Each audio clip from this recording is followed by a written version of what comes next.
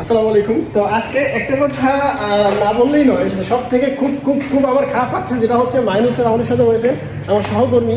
উনি একটু ভাইয়া প্লিজ প্লিজ একটু।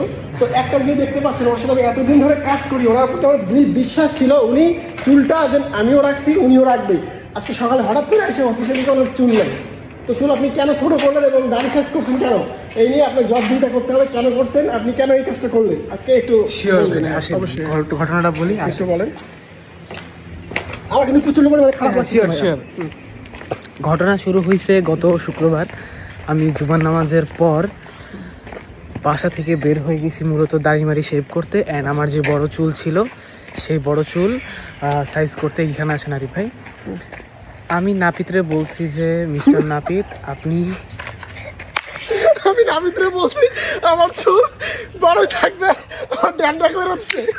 যাই হোক বলো। ওরে বলছি যে ভাই একটু জঙ্গল মঙ্গল হয়ে আছে, আপনি এগুলো সাইড করে দেন, সেট করে দেন। পোলায় মেশিন নিয়ে আমার সেট টান।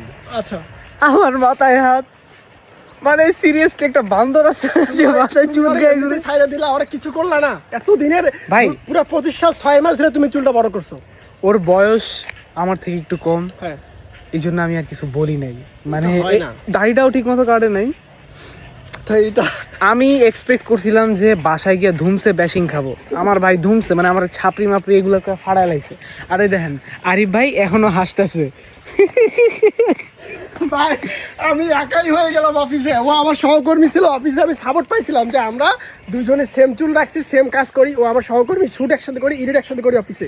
তো এইটা নিয়ে স্যার আমাদের কমপ্লেন দেবে না, বাট ও আজকে সকালে এসে যখন দেখে মাথার মধ্যে চুল ছোট, তো আমি কান্না করে ফেলছি। আমার খুব খারাপ লাগছে যে ও চুল কেন ছোট করলো।